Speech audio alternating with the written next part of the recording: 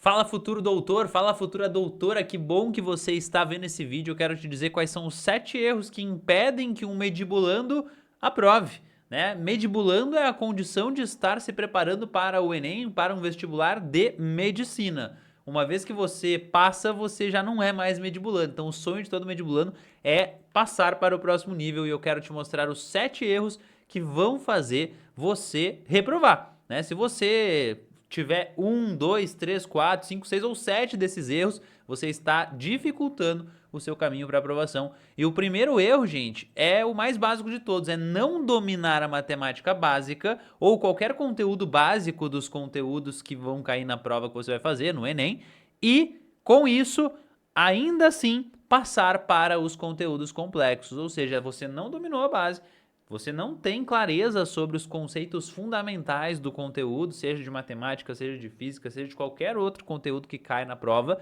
e você vai mesmo assim passa para os próximos degraus. É como se você não tivesse dominado as propriedades de potência, por exemplo, na matemática, e mesmo assim tenha passado ali para tentar estudar função exponencial ou função logarítmica, e aí você ficou perdido, você não entendeu, você achou muito difícil. Por quê? Porque a sua base em potência foi muito ruim. Então você não tem como, né, aprender uma coisa que tem um pré-requisito que você não dominou. Esse é o primeiro erro. O segundo erro, pessoal, esse daqui. Bom, quem comete esse segundo erro aqui é porque ainda não entendeu o que é estudar para medicina.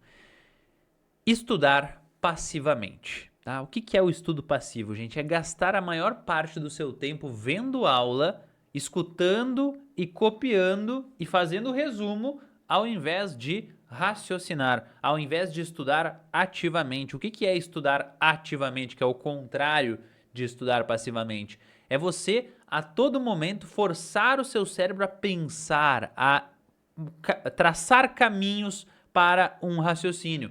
É você resolver questões daquele conteúdo que você está estudando. É você fazer simulados com uma certa periodicidade. É você também corrigir as questões que você erra nesses simulados ou nessas provas que você vai fazer, nessas listas de exercícios que você faz. É muito importante você fazer a correção muito bem feita. Eu vou falar mais sobre correção num próximo tópico. O erro número 3 é não corrigir os erros nas questões. Eu acabei de falar que eu ia falar mais sobre e é agora. Pessoal, uma coisa é você tá resolvendo ali uma questão e você erra ela. Aí você tem 3 tipos de aluno, né? Tem o aluno que vai pegar, vai olhar para aquela questão, errei, beleza, a resposta era tal, tá, ok, próxima. Ou seja, ele não corrigiu, ele simplesmente viu que ele errou e pronto, né? Não fez mais nada além disso. Esse é um erro absurdamente grave. A segunda pessoa, o segundo tipo de pessoa, de estudante, vai fazer o seguinte, vai olhar ali, né? Errei. E agora, como é que eu corrijo isso daqui? Aí volta ali na teoria. Tá, acho que eu errei por causa disso. Beleza, vai e segue a sua vida, ou seja, corrigiu de forma superficial. Isso também é ruim, tá? Isso também não adianta nada.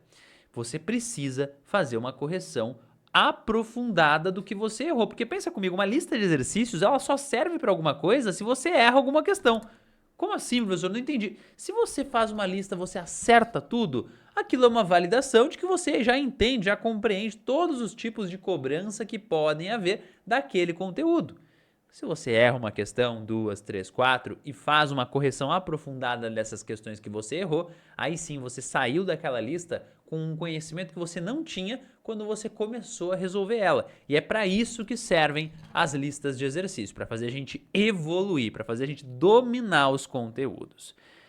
Quarto erro, pessoal, de pessoas que se preparam para a medicina, e esse daqui é um dos que mais me dói, é você ficar falando todo o tempo para todo mundo que você é ruim, que você não serve para matemática, que você nasceu analfabeto de matemática, que você não tem condições de aprender matemática, que é tudo muito difícil e que você não vai conseguir aprovar. Gente, quanto mais você fala uma coisa, mais você repete uma coisa, mais aquilo tende a se tornar verdade.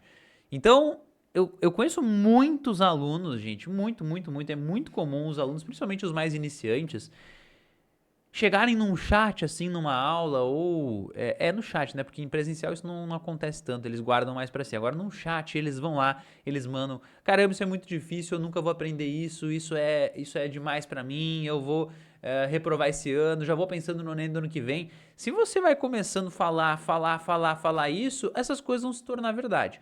Então, adquira uma postura de medibulando, adquira uma postura de quem vai ser um médico um dia e comece a falar coisas diferentes disso. Troque o eu não sou bom nisso ou eu jamais vou aprender isso para eu vou me esforçar para entender isso. Eu vou fazer o que for necessário para entender esse conteúdo. Porque essa é a mentalidade que o medibulando tem que ter. Pelo menos o medibulando que quer aprovar, né? Porque tem medibulando que tá só brincando de fazer vestibular. Aí não adianta, né, gente? Aí realmente você tá gastando tempo à toa. Esse era o quarto erro. O quinto erro, pessoal, é distribuir o tempo que você estuda de forma equivocada em relação aos conteúdos. Tá? Na matemática, eu sempre trago o exemplo da matemática porque eu sou professor de matemática, né? Na matemática, nós temos alguns conteúdos que caem pouquíssimo no Enem, que caem uma vez a cada 5 anos na prova, e tem aluno que fica lá e passa um mês estudando aquele conteúdo que cai uma vez a cada 5 anos. Não que seja errado estudar o conteúdo que pode cair na prova, mesmo que de forma rara, mas você não vai gastar um mês do seu tempo naquele conteúdo. Aí você talvez esteja pensando, caramba, professor, mas eu jamais faria isso. Mas é o que acontece. Muitas pessoas estudam matrizes por um mês. Gente, matriz no Enem, eu sempre digo que é um conteúdo mais mal interpretado pelos alunos. Porque matriz no Enem, o que cai? Interpretação de colunas e linhas. E uma vez a cada muito tempo eles cobram lá uma multiplicação de matrizes. Também que é um procedimento bem tranquilo. Tanto é que no ADM, o meu curso de matemática para o Enem, a parte de matrizes, ela é dada em 15 minutos. E depois você faz uma lista de questões. A aula tem 15 minutos e é tudo que você precisa saber sobre matrizes. Então, dedicar o tempo de forma errada pode ser um erro muito, muito importante que você não pode cometer, beleza? Falando em ODM, o meu curso Domínio da Matemática, o link é o primeiro aqui da descrição para você entender melhor, né, como que os alunos que estão se preparando para fazer o Enem pensando, né, em passar em medicina, estudam matemática, né? Eles estudam pelo ADM, o link está aqui na descrição. O sexto erro que eu anotei aqui, pessoal, é não agregar a variável tempo ao seu estudo. Ora, gente, se você vai fazer uma prova como o Enem, você tem um tempo um tanto quanto limitado para resolver a prova. Né? Para resolver a prova de matemática, você tem ali em torno de 2 horas e 20 minutos. Isso dá em torno de 3 minutos por questão. Então você não pode gastar muito mais tempo do que isso em média para resolver as questões, senão você não conclui as 45 questões da prova. Corre o risco, né? Às vezes o aluno chega para mim e diz: professor, eu tive que chutar as últimas 4 questões da prova. Chutar sem ler. Gente, chutar uma questão sem mesmo ter tido a oportunidade de ler ela é quase que assinar a sua reprovação. Por quê? Calma, eu explico.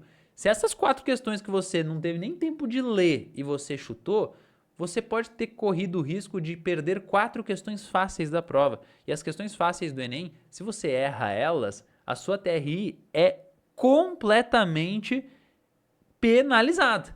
Então, errando 4 questões fáceis da prova, você, às vezes, né, num curso concorrido, você já tá com chances de não aprovar.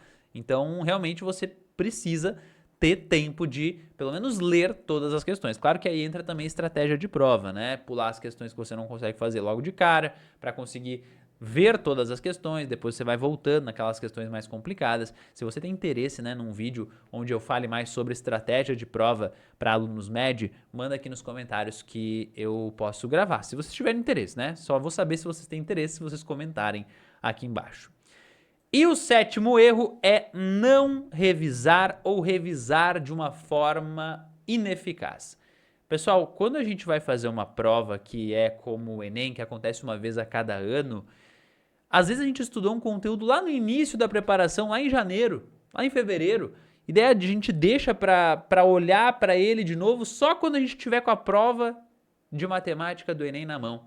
Isso é péssimo, gente. Isso é péssimo. Você não pode ficar um período tão longo sem olhar para aquele conteúdo.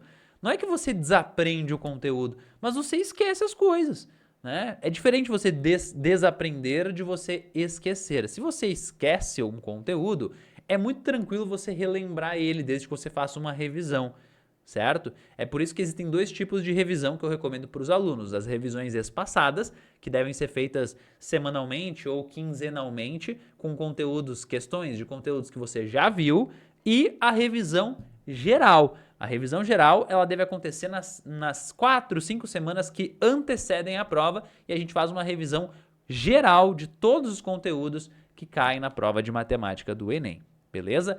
Esse tipo de revisão, inclusive, gente, eu vou oferecer uma versão gratuita de uma revisão geral que vai acontecer nos dias 30 de setembro, 1 de outubro e 2 de outubro, tá? Segunda, terça e quarta, sempre às 19h09, um curso ao vivo, gratuito aqui no YouTube, tá? Com material de apoio, listas de exercício.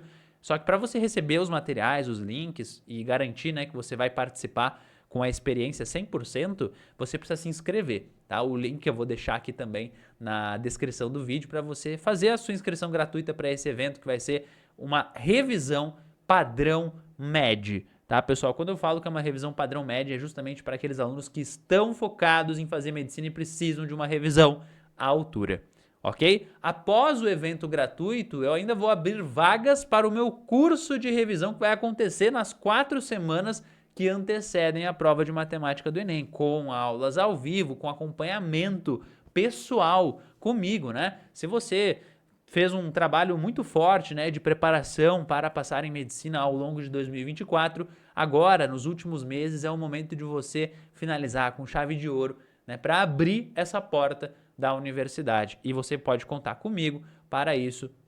Nas semanas finais a gente pode fazer uma revisão geral juntos, se assim for do seu desejo. Mas, de qualquer forma, todo mundo que está assistindo pode participar da revisão gratuita também, desde que se inscreva no botão, no link que está aqui na descrição. Se você não é inscrito no canal, inscreva-se, que aqui você tem matemática para o Enem, conteúdo para quem quer provar em medicina nos cursos mais concorridos do país. Eu sou o Prof. Caio, muito obrigado pela atenção de você.